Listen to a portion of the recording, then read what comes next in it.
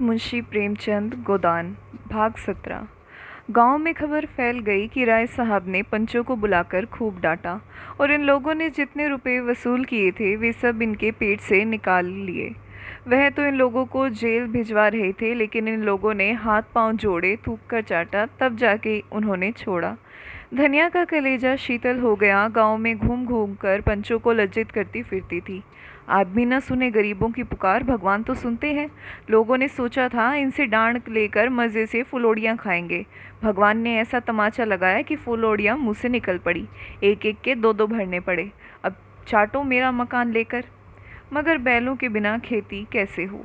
गांव में बुआई शुरू हो गई। कार्तिक के महीने में किसान के बैल मर जाएं तो उसके दोनों हाथ कट जाते हैं। होरी के दोनों हाथ कट गए थे और सब लोगों के खेतों में हल चल रहे थे, बीज डाले जा रहे थे। कहीं कहीं गीत की तानें सुनाई देती थी। होरी के खेत में किसी अनाथ अबला के घर की भांति सूने पड़े थे। पुनिया के पास भी गोई थी, शोभा के पास भी गोई थी, मगर उन्हें अपने खेतों की बुआई से कहाँ फुर्सत की होरी की बुआई करें। होरी दिन भर इधर उधर मारा मारा फिरता था। कहीं इसके खेत में जा बैठता, कहीं उसकी बुआई करा देता। इस तरह कुछ अनाज मिल जाता। धनिया, रूपा, सोना सभी दूसरों की बुआई में लगी रहती थी। जब तक बुआई रही पेट में रोटियां मिलती रही, विशेष कष्ट न हुआ। मानसिक वेदना तो अवश्य होती थी, पर खाने भर को मिल जाता था। रात को नित्य स्त्री पुरुष में थोड़ी सी लड़ाई हो जाती थी। यहाँ तक कि कार्तिक का महीना बीत गया और गांव में मजदूरी मिलना भी कठिन हो गया। अब सारा दारमदार ऊख पर था जो खेतों में खड़ी थी। रात का समय था, सर्दी खूब पड़ रही थी। होरी के घर में आज कुछ खाने को न था। दिन को तो थोड़ा सा भुना हुआ मटर मिल गया था, पर इस वक्त चूल्हा जलने का कोई डोल न था। रूपा भूख के मारे व्याकुल थी और द्वार पर कोड़े के सामने बैठी रो रही थी। घर में जब अनाज का एक दाना भी नहीं हो तो क्या मांगे क्या कहे। जब भूख न सही गई तो वह आग मांगने के बहाने पुनिया के घर गई। पुनिया बाजरे की रोटियां और बथुए का साग पका रही थी। सुगंध से रूपा के मुंह में पानी भर आया। पुनिया ने पूछा, क्या अभी तेरे घर आग न जली क्यारी? रूपा ने दीनता से कहा, आज तो घर में कुछ था ही नहीं, आग कहाँ से जलती? तो फिर आग काहे को मांगने आई है? दादा तमाकू पिएंगे।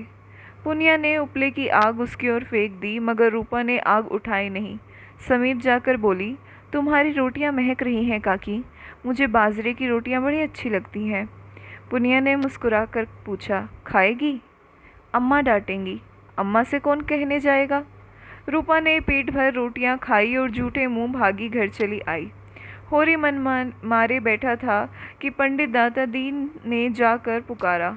होरी की छाती धड़कने लगी। क्या कोई नई विपत्ति आने वाली है? आकर उनके चरण छुए और कोड़े के सामने उनके लिए माची रख दी। दाता दीन ने बैठते हुए अनुग्रह भाव से कहा, अब की तो तुम्हारे खेत परती पड़ गए होरी। तुमने गांव में किसी से कुछ कहा नहीं। नहीं भोला की मजाल थी जो तुम्हारे द्वार से बैल खोल ले जाता, यही लहास गिर जाती। मैं तुमसे जनेऊ हाथ में लेकर कहता हूँ होरी, मैंने तुम्हारे ऊपर डांड न लगाया था। धनिया मुझे नाहक बदनाम करती फिरती है। यह सब लाला पटेश्वरी और झिंगुरी सिंह की कारस्थानी है। मैं तो लोगों से कहने से पंचायत में बैठ भर गया था। वह लोग तो और कड़ा दंड लगा रहे थे, मैंने कह सुनकर कम करवाया। मगर अब सब जने सिर पर हाथ धरे रो रहे हैं। समझे थे यहाँ उन्हीं का राज है, यह न जानती थी कि गांव का राजा कोई और है। तो अब अपने खेतों की बुआई का क्या इंतज़ाम कर रहे हो? होरी ने करुण कंठ से कहा, क्या बताऊं महाराज, परती रहेंगे। परती रहेंगे? यह तो बड़ा अनर्थ होगा। भगवान की यही इच्छा है तो अपना क्या बस। मेरे देखते तुम्हारे खेत कैसे परती रहेंगे? कल मैं तुम्हारी बुआई करा दूंगा। अभी खेतों में कुछ तरी है, उपज 10 दिन पीछे होगी। इसके सिवा और कोई बात नहीं, हमारा तुम्हारा आधा साझा रहेगा। इसमें न तुम्हें कोई टोटा न मुझे। मैंने आज बैठे बैठे सोचा तो चित्त बड़ा दुखी हुआ कि जुते जुताए खेत परती रह जाते हैं। होरी सोच में पड़ गया।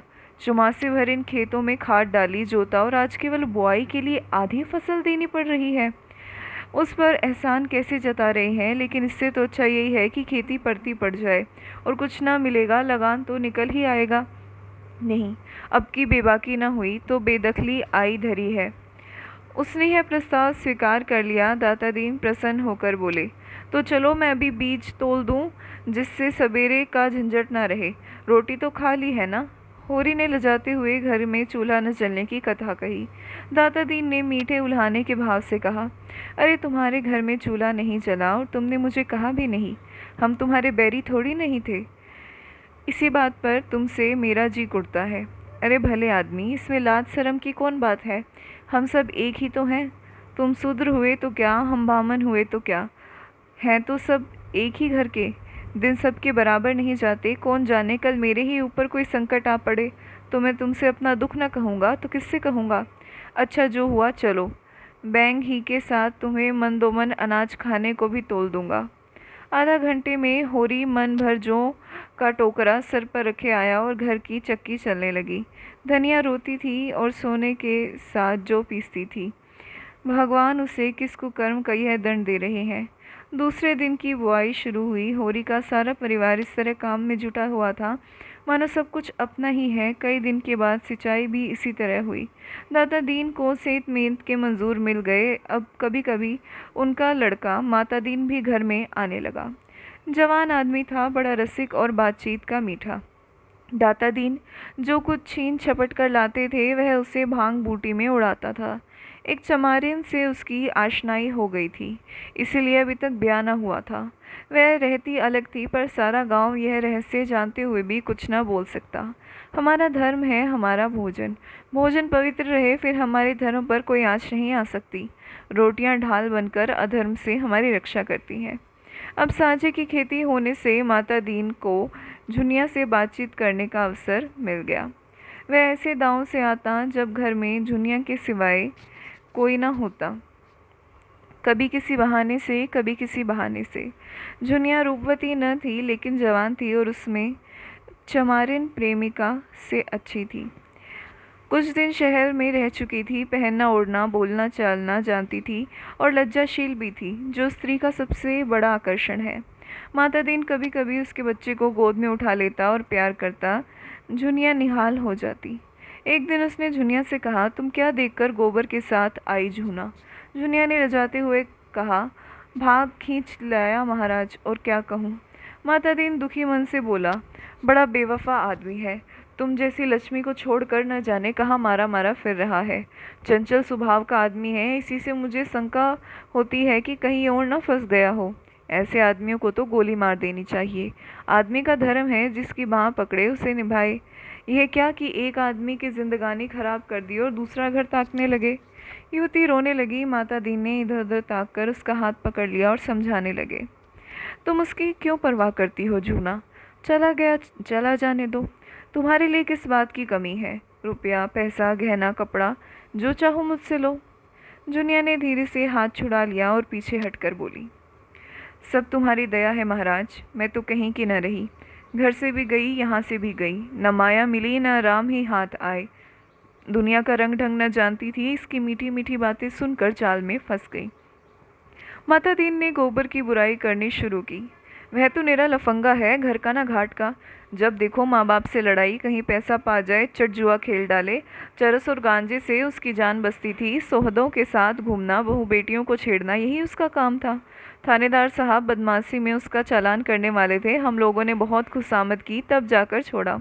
दूसरों के खेत खलिहान से अनाज उड़ा लिया करता। कई बार तो खुद उसी ने पकड़ा था, पर गांव घर का समझकर छोड़ दिया। सोना ने बाहर आकर कहा, भाभी अम्मा ने कहा है अनाज निकालकर धूप में डाल दो, नहीं चोकर बहुत निकलेगा। पंडित ने जैसे बखार में पानी डाल दिया हो। माता दीन ने अपनी सफाई दी। मालूम होता है तेरे घर में बरसात नहीं हुई। चौमासे में लकड़ी तक गीली हो जाती है, अनाज तो अनाज ही है। ये कहता हुआ वह बाहर चला गया। सोना ने आकर उसका खेल बिगाड़ दिया। सोना ने झुनिया से पूछा, माता दीन क्या करने आए थे? झुनिया ने माथा सिकोड़कर कहा, पगैया मांग रहे थे। मैंने कह दिया यहाँ पगैया नहीं है। यह सब बहाना है, बड़ा खराब आदमी है। मुझे तो बड़ा भला आदमी लगता है, क्या खराबी है उसमें? तुम नहीं जानती, सिलिया चमारिन को रखे हुए है, तो इसी से खराब आदमी हो गया। और काहे से आदमी खराब कहा जाता है? तुम्हारे भैया भी तो मुझे लाए, वह भी खराब आदमी है। सोना ने इसका जवाब न देकर कहा, मेरे घर में फिर कभी आएगा तो दुत्कार दूंगी, और जो उससे तुम्हारा ब्याह हो जाए। सोना लजा गई, तुम तो भाभी गाली देती हो। क्यों, इसमें गाली की क्या बात है? मुझसे बोले तो मुंह झुलस दूँ? तो क्या तुम्हारा ब्याह किसी देवता से होगा? गांव में ऐसा सुंदर सजीला जवान दूसरा कौन है? तो तुम चली जाओ उसके साथ, सिलिया से लाख दर्जे अच्छी हो। मैं क्यों चली जाऊं? मैं तो एक के साथ चली आई, अच्छा है या बुरा? तो मैं भी जिसके साथ ब्याह होगा उसके साथ चली जाऊंगी, अच्छा हो या बुरा। और जो किसी बूढ़े के साथ ब्याह हो गया, सोना हंसी, मैं उसके लिए नरम नरम रोटियां पकाऊंगी, उसकी दवाइयाँ कूटूंगी, छानूंगी, उसे हाथ पकड़कर उठाऊंगी। जब वह मर जाएगा तो मुंह ढाँप कर रोऊंगी। और जो किसी जवान के साथ हुआ, तब तुम्हारा सिर हाँ नहीं तो। अच्छा बताओ, तुम्हें बूढ़ा अच्छा लगता है कि जवान? जो अपने की चाहे वही जवान है, न चाहे वही बूढ़ा। देव करे तुम्हारा ब्याह किसी बूढ़े से हो जाए तो देखूं तुम उसे कैसे चाहती हो। तब मनाओगी किसी तरह ये निगोड़ा मर जाए तो किसी जवान को लेकर बैठ जाऊं। मुझे तो उस बूढ़े पर दया आए। इस साल इधर एक शक्कर का मिल खुल गया था। उसके कारिंदे और दलाल गांव-गांव घूमकर किसानों की खड़ी ऊख मोल ले लेते थे। वही मिल था जो मिस्टर खन्ना ने खोला था। एक दिन उसका कारिंदा इस गांव में भी आया। किसानों ने जो उससे भाव ताव किया तो मालूम हुआ गुड़ बनाने में कोई बचत नहीं। जब घर में ऊख पेर कर भी यही दाम मिलता है तो पेरने की मेहनत क्यों उठाई जाए। सारा गांव खड़ी ऊख बेचने को तैयार हो गया। अगर कुछ कम भी मिले तो परवाह नहीं, तत्काल तो मिलेगा। किसी को बैल लेना था, किसी को बाकी चुकाना था, कोई महाजन से गला छुड़ाना चाहता था। होरी को बैलों की गोई लेनी थी। अब की ऊख की पैदावार अच्छी न थी, इसलिए यह भी डर था कि माल न पड़ेगा। और जब गुड़ के भाव मील की चीनी मिलेगी तो गुड़ लेगा ही कौन। सभी ने बयाने ले लिए। होरी को कम से कम 100 रुपये की आशा थी। इतने में एक मामूली गोई आ जाएगी। लेकिन महाजनों को क्या रे, दाता दीन क्या करें। दाता दीन, मंगरू, दुलारी, झिंगुरी सिंह सभी तो प्राण खा रहे थे। अगर महाजनों को देने लगेगा तो 100 रुपये सूद भर को भी न होंगे। कोई ऐसी जुगत न सूझती थी कि ऊँख के रुपए हाथ में आ जाएं और किसी को खबर न हो। जब बैल घर आ जाएंगे तो कोई क्या कर लेगा। गाड़ी लदेगी तो सारा गांव देखेगा ही। तोल पर जो रुपए मिलेंगे वह भी सबको मालूम हो जाएंगे। संभव है मगरू और दाता दीन हमारे साथ साथ रहे, इधर रुपए मिले, उधर उन्होंने गर्दन पकड़ी। शाम को गिरधर ने पूछा, तुम्हारी ऊँख कब तक जाएगी होरी काका? होरी ने झांसा दिया, अभी तो कुछ ठीक नहीं है भाई, तुम कब तक ले जाओगे? गिरधर ने भी झांसा दिया, अभी तो मेरा भी कुछ ठीक नहीं है काका। और लोग भी इसी तरह की उड़न घाइयाँ बताते थे। किसी को किसी पर विश्वास न था।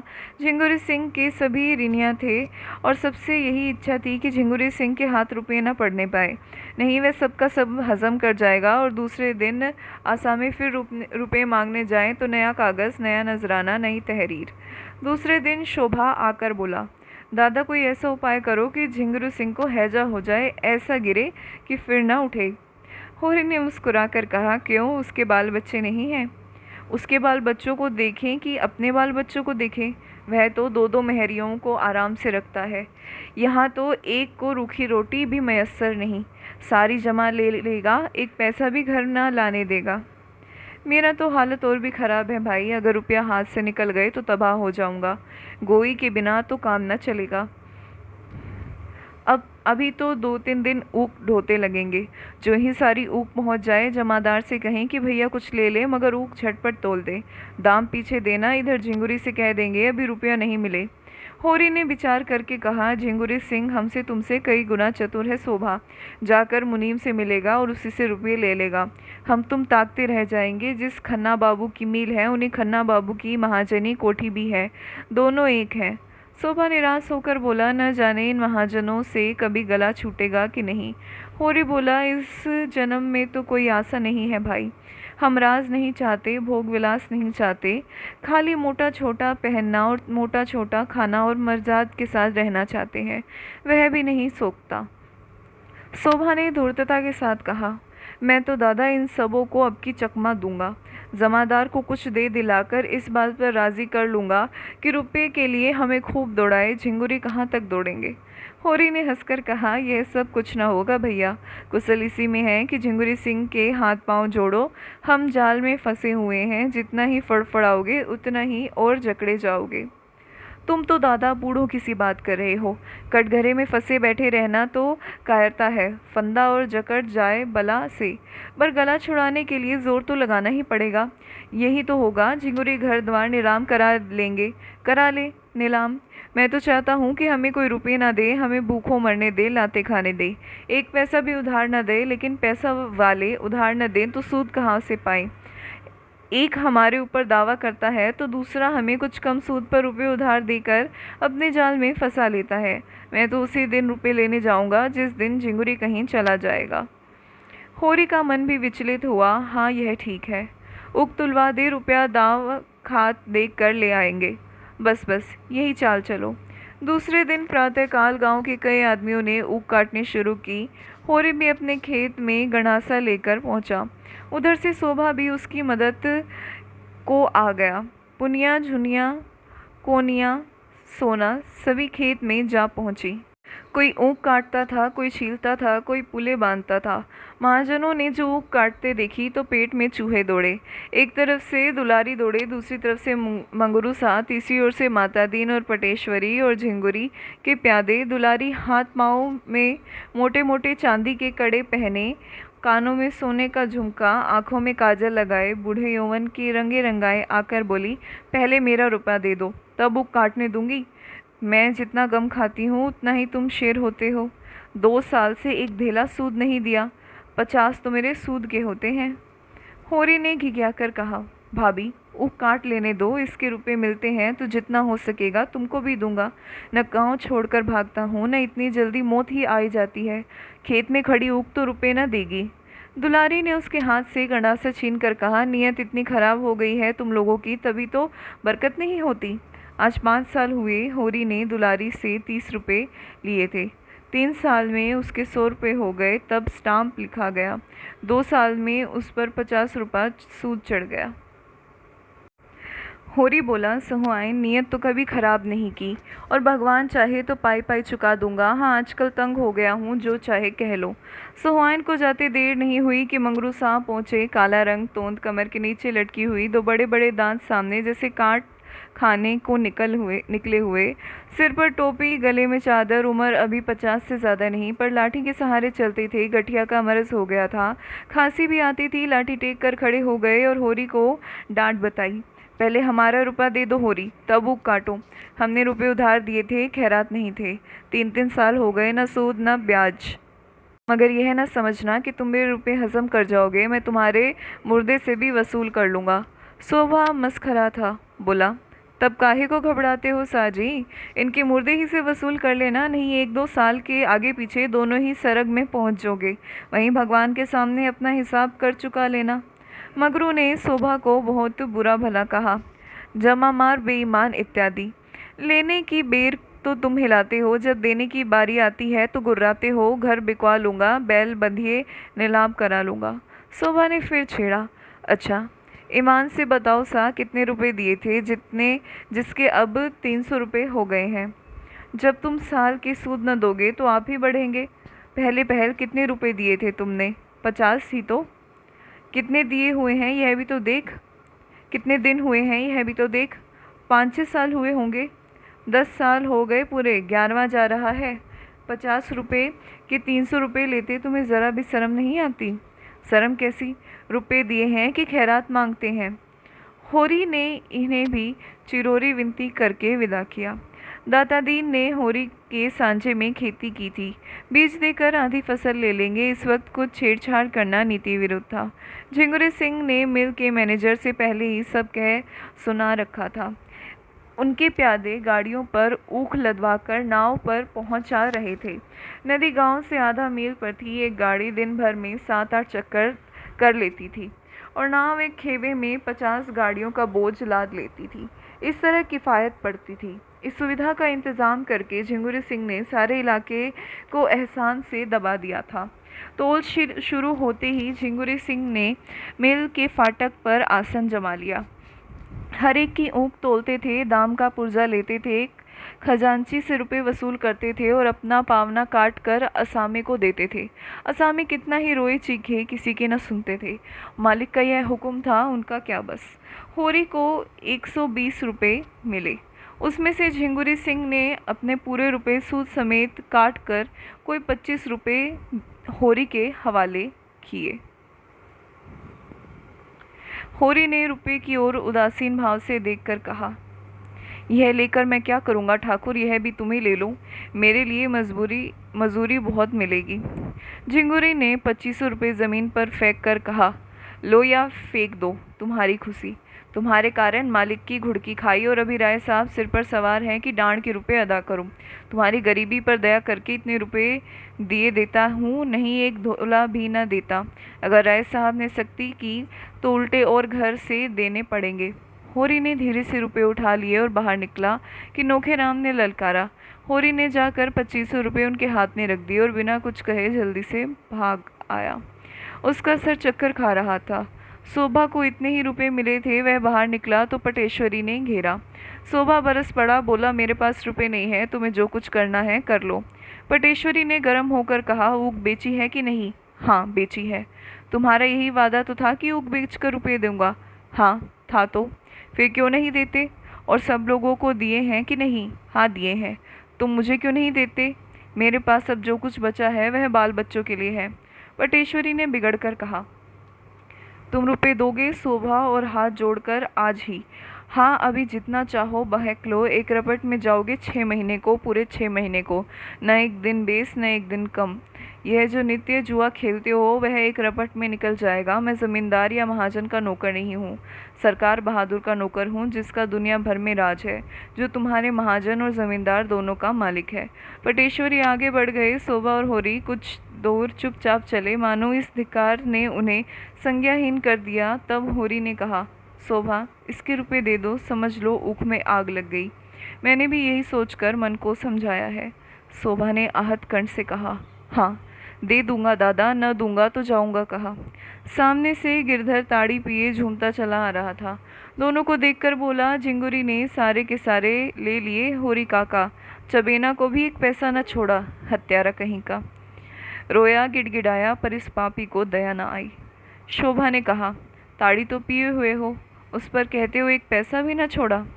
गिरधर ने पेट दिखाकर कहा, सांझ हो गई, जो पानी की बूंद भी कंठ तले गई हो तो गौमांस बराबर।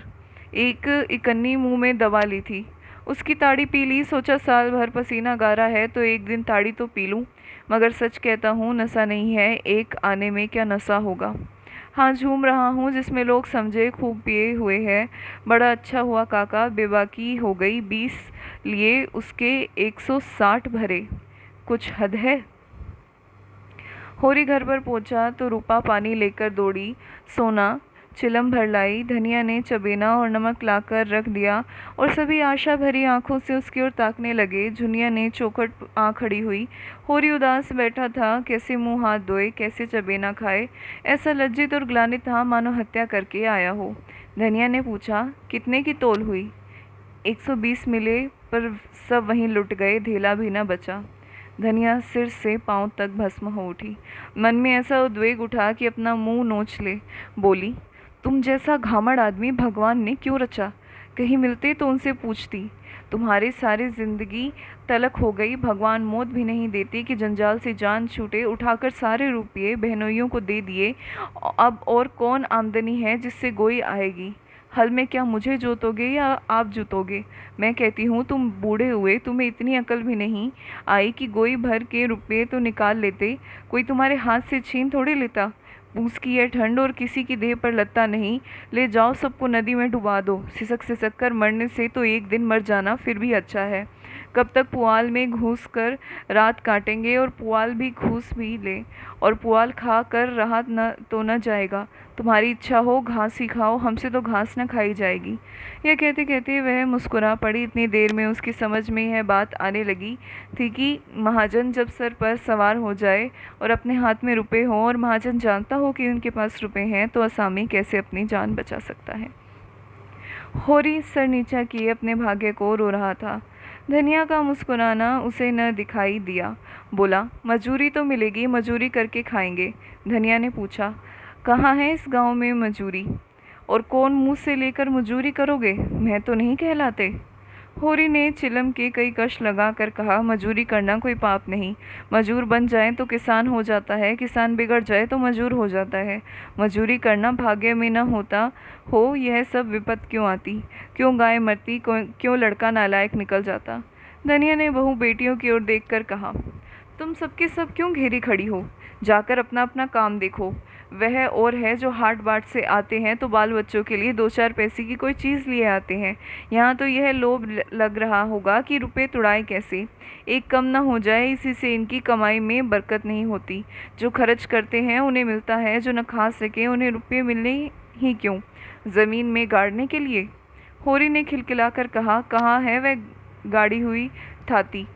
जहाँ रखी है वही होगी। रोना तो यही है कि ये जानते हुए भी कि पैसे के लिए मरते हो, 4 पैसे की कोई चीज़ लाकर बच्चों के हाथ पर रख देते तो पानी में न पड़ जाते। झिंगुरी से तुम कह देते कि 1 रुपया मुझे दे दो, नहीं मैं तुमसे 1 पैसा न दूंगा, जाकर अदालत में लेना, तो वह ज़रूर दे देता। होरी लज्जित हो गया। अगर वह झल्लाकर 2500 रुपये नोखेराम को न देता तो नोखे क्या कर लेते? बहुत होता बकाए पर 2-4 आना सूद ले लेते, मगर अब तो चूक हो गई। झुनिया ने भीतर जाकर सोना से कहा, मुझे तो दादा पर बड़ी दया आती है। बेचारे दिन भर के थके मांदे घर आए तो अम्मा कोसने लगी, महाजन गला दबाए था तो क्या करते बेचारे? तो बैल कहाँ से आएंगे? महाजन अपने रुपए चाहता है, उसे तुम्हारे घर के दुखड़ों से क्या मतलब? अम्मा वहाँ होती तो महाजन को मजा चखा देती, अभागा रोकर रह जाता। झुनिया ने दिल लगी की, तो यहाँ रुपया की कौन कमी है? तुम महाजन से ज़रा हंस कर बोल दो, देखो सारे रुपए छोड़ देता है कि नहीं। सच कहती हूँ, दादा का सारा दुख दिल दर दूर हो जाए। सोना ने दोनों हाथों से उसका मुंह दबाकर कहा, बस चुप ही रहना, नहीं कहे देती हूँ, अभी जाकर अम्मा से माता दीन की सारी कलई खोल दूँ तो रोने लगो। जुनिया ने पूछा, क्या कह दोगी अम्मा से? कहने की कोई बात भी हो? जब वह किसी बहाने से घर में आ जाते हैं तो क्या कह दूं कि निकल जाओ, फिर मुझसे कुछ ले तो नहीं जाते, कुछ अपना ही दे जाते हैं, सिवाय मीठी मीठी बातों के वह जुनिया से कुछ नहीं पा सकते। और अपनी मीठी बातों को महंगे दामों पर बेचना भी मुझे आता है। मैं ऐसी अनाड़ी नहीं हूँ कि किसी के झांसे में आ जाऊँ। हाँ, जब जान जाऊँगी कि तुम्हारे भैया ने वहाँ किस को रख लिया तब की नहीं चलाती, तब मेरे ऊपर किसी का कोई बंधन न रहेगा। अभी तो मुझे विश्वास है कि वह मेरे हैं और मेरे कारण उन्हें गली गली ठोकर खाना पड़ रहा है। हंसने बोलने की बात न्यारी है, पर मैं उनसे विश्वासघात न करूँगी। जो 1 से 2 का हुआ वह किसी का नहीं रहता। शोभा ने आकर होरी को पुकारा और पटेश्वरी के रुपए उसके हाथ में रखकर बोला, भैया तुम जाकर ये रुपए लाला को दे दो, मुझे उस घड़ी न जाने क्या हो गया था। होरी रुपए लेकर उठा ही था कि शंख की ध्वनि कानों में आई। गांव के उस सिरे पर ध्यान सिंह नाम के एक ठाकुर थे, पलटन में नौकर थे, कई दिन हुए 10 साल के बाद रज़ा लेकर आए थे। बगदाद, अदन, सिंगापुर, बर्मा चारों तरफ घूम चुके थे। अब ब्याह करने की धुन में थे, इसलिए पूजा पाठ करके ब्राह्मणों को प्रसन्न रखना चाहते थे। होरी ने कहा, जान पड़ता है 7 अध्याय पूरे हो गए, आरती हो रही है। शोभा बोला, हाँ जान तो पड़ता है, चलो आरती ले लें। होरी ने चिंतित भाव से कहा, तुम जाओ, मैं थोड़ी देर में आता हूँ। ध्यान सिंह जिस दिन आए थे सबके घर सेर सेर भर मिठाई बहना भेजी थी। होरी से जब कभी रास्ते में मिल जाते कुशल पूछते। उनकी कथा में जाकर आरती में कुछ न देना अपमान की बात थी। आरती का थाल उन्हीं के हाथ में होगा, उनके सामने होरी कैसे खाली हाथ आरती ले लेगा? इससे तो कहीं अच्छा है कि वह कथा में जाए ही नहीं। इतने आदमियों ने उन्हें क्या याद आएगी कि होरी नहीं आया? कोई रजिस्टर लिया तो बैठा नहीं कि कौन आया कौन नहीं आया। वह जाकर खाट पर लेट रहा, मगर उसका हृदय महसूस महसूस कर रह जाता। उसके पास एक पैसा भी नहीं, तांबे का एक पैसा। आरती के पुण्य और महात्म्य का उससे बिल्कुल ध्यान था। बात थी केवल व्यवहार की। ठाकुर जी की आरती तो वह केवल श्रद्धा की भेंट देकर ले सकता था, लेकिन मर्यादा कैसे तोड़े, सबकी आंखों में हेठा कैसे बने। सहसा वह उठ बैठा, क्यों मर्यादा की गुलामी करे, मर्यादा के पीछे आरती का पुण्य क्यों छोड़े। लोग हंसेंगे, हंस ले, उसे परवाह नहीं, भगवान उसे कुकर्म से बचाए रखे। और वह कुछ नहीं चाहता, वह ठाकुर के घर की ओर चल पड़ा।